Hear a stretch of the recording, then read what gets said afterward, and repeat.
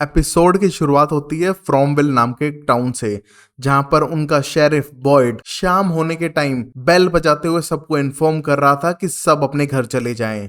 यहाँ हर कोई उसकी बेल को सुनकर सीधा घर के अंदर एंट्री कर रहा था और कुछ लोग जो डाइनिंग भी कर रहे थे वो तुरंत उठ सीधा अपने घर की तरफ जाने लगते हैं। वहीं डाइनिंग लेडी घबराते हुए गेट बंद करती है और एक पत्थर को देख के थोड़ा रिलीफ फील करने लगती है और तभी वहां के सारे रेडियोज अपने आप बजने लगते हैं, जिससे पता चलता है कि इस टाउन में कुछ तो सुपरनेचुरल है और शाम होते ही हर कोई डरने लगता है।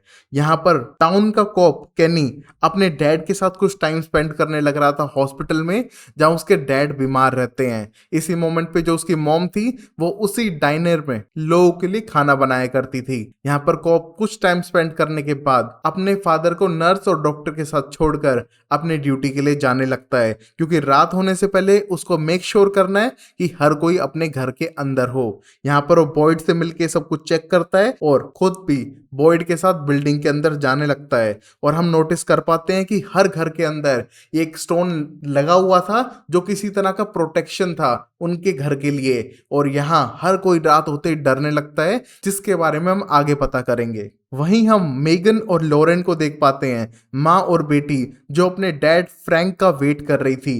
यहाँ पर फ्रैंक शराब के नशे में बार में बेहोश था और वो शायद आज टाइम पर घर नहीं पहुंच पाएगा। वहीं पर मेगन और लॉरेन टेंस तो थे, बट वो जल्दी से अपना घर बंद करके घर में प्रे करने लगते हैं। नेक्स्ट ही मोमेंट पे हम मेगन को देख पाते हैं, वो जल्दी से अपने रूम की तरफ जाने लगती है और उसे आवाज आती है एक ओल्ड लेडी की, जो खिड़की पे उसे रिक्वेस्ट कर रही थी कि वो एक ओल्ड लेडी है, प्लीज उसे घर के अंदर आने दिया जाए, उसे ठंड लग रही है, वो उसकी दादी जैसी है। यहाँ पर मेगन उसकी बात पे यकीन भी करने लगती है और खिड़की की तरफ बढ़ती है, बट तभी लॉरेन उसे रोकने की कोशिश करती है कि उसकी बात ना सुने। बट यहाँ पर मेगन को लगता है कि ये ओल्ड लेडी शायद अच्छी है जो बाहर सर्दी से कांपने लग रही है। जैसे ही मेगन खिड़की खोलती है उसकी हेल्प के लिए, पता चलता है कि ये ओल्ड लेडी तो एक मॉन्स्टर है जो उन दोनों पे अटैक करती है और यहीं पर सीन कट होता है। नेक्स्ट ही मोमेंट पे अगले दिन हम देख पाते हैं फ्रैंक को, जो नशे से बाहर आते ही सीधा अपने घर की तरफ बढ़ने लगता है और देख पाता है बहुत सारे लोगों को जो गैदर हुए थे। उसे लगता है कि शायद कोई गड़बड़ हो चुकी है। जैसे ही वो अंदर जाने लगता है उसे बॉयड ब्लेम करता है, उसे मारने की कोशिश करता है, क्योंकि उसकी वजह से उसकी वाइफ और बेटी दोनों की जान जा चुकी है। उसकी कुछ लापरवाही से अब उसकी पूरी फैमिली खत्म हो चुकी है और इसका जिम्मेदार सिर्फ वो है और उसको ये पनिशमेंट दिलाकर रहेगा। यहाँ पर प्रीस्ट भी इसके लिए एग्री कर रहा था और फ्रैंक अंदर से टूट चुका है, क्योंकि उसकी पूरी फैमिली अब खत्म हो चुकी है सिर्फ उसकी एक मिस्टेक से। वहीं हम समझ पा रहे थे कि पूरे टाउन में सबको पता था कि रात को ये मॉन्स्टर्स आते हैं ह्यूमन फॉर्म में और वो आपको मैनिपुलेट करने की कोशिश करते हैं। अगर आप मैनिपुलेट हो जाओगे तो आपके घर में एंट्री लेंगे और आपको जान से भी मार सकते हैं। इसके बारे में उन्हें कहीं ना कहीं पता था, पर बच्चों को मैनिपुलेट करना आसान है, वही इस केस में भी हुआ और मेगन की वजह से उन दोनों की जान जा चुकी थी। ये देख हर कोई निराश था, बट ये ऐसा टाउन में होता रहता है जिसके बारे में शायद इस टाउन के लोग कुछ कर नहीं पा रही हैं। और हम ये भी नोटिस कर पाते हैं कि फ्रैंक से ज्यादा इमोशनल बॉयड था, क्योंकि वो इस टाउन का शेरिफ है और उसकी जिम्मेदारी है कि हर कोई सेफ रहे, और अब कोई मर चुका है तो उसको सबसे ज्यादा दुख है। वो नेक्स्ट सीन में सीधा कॉलोनी हाउस की तरफ जाने लगता है, जहां पर उसका बेटा एक अलग हिप्पी ग्रुप के साथ रहा करता था। यहाँ पर उसकी लीडर डोना थी और वो उसे जाने से पहले तो मना करती है, बट अपने बेटे से मिलने के लिए वो फिर भी अंदर जाकर उससे मिलने की कोशिश करता है, जो उसे पसंद नहीं किया करता था। यहाँ बॉयड और उसके बेटे एलिस के बीच में आर्ग्यूमेंट होने लगते हैं, जिसको देख फातिमा वहां से जाने लगती है जो एलिस की दोस्त थी, और यहाँ वो एलिस फातिमा की ही पेंटिंग बनाने लग रहा था। यहाँ पर एलिस को पता चलता है कि किस तरह लॉरेन मर चुकी है जो उसकी एक अच्छी दोस्त थी, तो शायद उसे बुरा लगे और वो फ्यूनरल पे आए तो उसके लिए अच्छा होगा। ये कह के बॉयड वहां से जाने लगता है और हम नोटिस कर पाते हैं इस टाउन के दो अलग अलग पार्ट्स को। एक पार्ट है टाउन जहां पर फैमिलीज रहा करती हैं और डाइनिंग में नॉर्मली मिलती हैं, वहीं वहीं पर दूसरी तरफ एक कॉलोनी हाउस है जिसको लोग फ्रीडम हाउस भी कहते हैं, जहां पर लोग अपनी फ्री विल से रह सकते हैं बिना किसी रूल के, जिसकी लीडर डोना थी। और यहीं पर इस अमेजिंग फ्रॉम सीरीज की स्टार्टिंग होती है। अगर आपको अंत तक बने रहना है तो वीडियो को करना पड़ेगा लाइक। और हम इंट्रो में देख पाते हैं एक व्हाइट क्लॉथ्स में एक बच्चे की पेंटिंग को, बहुत सारे बर्ड्स को, रेडियो को, स्केलेटन्स को, बोन्स को और आंखों को, जैसे कि कोई आप पे नजर रखे हुए है। ये सब देखने पे समझ आता है कि ये किसी तरह का सुपरनेचुरल टाउन है जिसके बारे में स्टोरी है। तो चलिए शुरू करते हैं। जहां अब हम रियल वर्ल्ड के अंदर देख पाते हैं टेबिथा, जिम, ईथन और जूली को, जो अपनी कैरावैन आरवी में एक ट्रिप पे निकले थे। बट तभी उनके रास्ते में एक बड़े से पेड़ ने उनका रास्ता ब्लॉक कर रखा था। यहाँ पर वो कुछ टाइम उतर के वेट करने की भी कोशिश करते हैं, बट तभी उन्हें नजर आते हैं बहुत सारे कौवे जिनने आसमान घेर लिया था।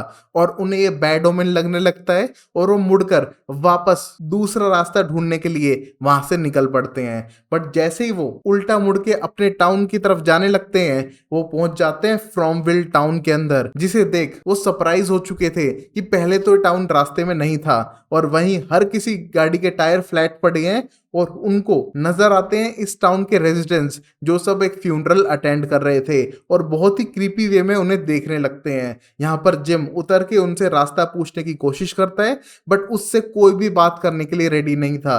बट तभी बॉयड आगे बढ़ता है और उसे बताता है कि अगर आपको इस टाउन से निकलना है तो सीधे सीधे आप जाते जाओ, शायद आप यहाँ से निकल जाओ। ये सुन जिम अपनी फैमिली के साथ वहां से निकलने लगता है। बट दूर बैठी सैरा जानती थी कि जो भी इस टाउन में आता है वो शायद कभी लौट के वापस नहीं जा पाएगा। यहाँ पर बार बार जिम अपनी गाड़ी को टाउन के यहाँ से निकालने लगता है, बट वो एक लूप की तरह था। वो सीधे रास्ते पे जाएगा बट फिर भी उसी टाउन में फिर से एंट्री करेगा, जैसे कि वो इस टाउन से बाहर ही नहीं जा पा रहा। जिसे देख वो फ्रस्ट्रेटेड होने लगता है और अपनी फैमिली के साथ यू टर्न लेके हाई स्पीड में इस टाउन से बाहर निकलने की कोशिश करता है। बट तभी एक और गाड़ी से उसकी गाड़ी की टक्कर हो जाती है और उनका एक्सीडेंट में पूरा आरवी पलट जाता है। यहाँ पर उसके बेटे ईथन को बहुत बुरी चोट लग चुकी थी और वो सब फंस चुके हैं फ्रॉमविल टाउन के अंदर। यहाँ पर सैरा जो उस डाइनो में वर्क करती थी अपने भाई ईथन को बताने लगती है कि किस तरह उसे बुरा लगता है कि ये लोग आते हैं, फंसते हैं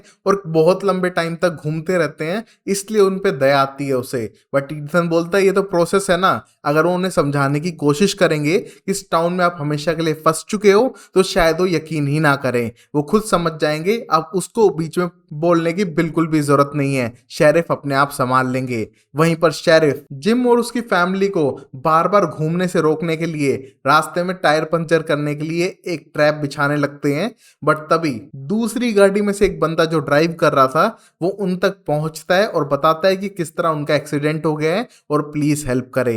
यहाँ पर केनी उस बंदे को सीधा हॉस्पिटल की तरफ ले जाने लगता है और बॉयड सीधा जंगल की तरफ भागता है उन लोगों की जान बचाने के लिए, जहां उसे जेड मिलता है उस कार से जो पूरे नशे की हालत में था और अजीब अजीब हरकतें कर रहा है। जिसे देख बॉयड उसे हथकड़ी से वहीं पर बांध देता है और सीधा आरवी की तरफ बढ़ता है बाकी चार की जान बचाने के लिए, जहां पर वो टेबिथा जिम को एक्सप्लेन करता है कि वो यहाँ पर हेल्प करने के लिए आए तो डरने की बिल्कुल भी जरूरत नहीं है। यहाँ वो जूली, टेबिथा और बाकी सबको बाहर निकालने की कोशिश करता है, बट देख पाता है कि ईथन को पूरा पैर पे स्टैब हो चुका है वुड का टुकड़ा, जिसको निकालना इतना आसान नहीं होगा। यहीं केनी जेड के दोस्त को हॉस्पिटल लेके आ चुका है और उसका इलाज चलने लग रहा था। बट तभी हम देख पाते हैं वो क्रिस्टीन, प्रीस्ट और एलिस को लेकर बाकी लोगों को रेस्क्यू करने के लिए लेके जाता है, क्योंकि शाम होने से पहले उन्हें वापस घर आना ही होगा। वहीं ये सब देख सैरा सीधा हॉस्पिटल की तरफ बढ़ने लगती है और उस नए इंसान को कंफर्ट करते हुए कहती है कि उसे डरने की जरूरत नहीं है, अब वो सेफ है और वो डॉक्टर के आने तक उसका ख्याल रखेगी। यहाँ पर उसको आगे बढ़ के किस करती है और नेक्स्ट मोमेंट पे जान से मार देती है। ये करने के बाद वो डरने लगती है और पीछे हट चुकी थी, बट उसने एक नए आए मेहमान को पहले ही झटके में मार दिया। मतलब सैरा के साथ कोई तो गड़बड़ है जिसके बारे में शायद टाउन में दूसरे लोगों को नहीं पता। वहीं क्रिस्टीन वहां पर पहुंचकर सबको रेस्क्यू में हेल्प करने लगती है और ईथन को ट्रीट भी करती है, बट उसे पता था कि वो जल्दी से ईथन को यहाँ से लेके नहीं नहीं जा सकती है तो रात को उन्हें वहीं पर रुकना होगा। ये सुन बॉयड एकदम डर चुका था, क्योंकि रात को तो बाहर मॉन्स्टर्स आएंगे तो उनका बाहर रहना बिल्कुल भी सेफ नहीं है। बट उसके पास वो टेलिस्मेंट था फ्रैंक के घर का, जो उसने निकाल लिया था, शायद वो उसे यूज करे आरवी पे। बट ये सुनकर सब लोग कंफ्यूज थे कि क्या पता घर पे काम करता हो और आरवी पे नहीं। बट बॉयड का मानना था कि किसी भी चार दीवारी पे ये टेलिस्मेंट लगाओ तो शायद वो मॉन्स्टर्स अंदर नहीं आ सकते हैं, और उस थ्योरी को आज ये टेस्ट करके देखेगा, क्योंकि उनके पास कोई और ऑप्शन नहीं है। बाकी सब लोगों को वो आरवी में कैनी के साथ भेजने लगता है, बट यहाँ जिम, ईथन और वो खुद क्रिस्टीन के साथ उसी आरवी के अंदर रुकेगा, जहां पर वो टेलिस्मेंट सेट करता है और प्रॉमिस करता है टेबेथा को कि वो उसके बच्चे को कुछ नहीं होने देगा। यहाँ पर जिम भी अपनी वाइफ को समझाता है और वापस टाउन की तरफ बढ़ने के लिए कहने लगता है।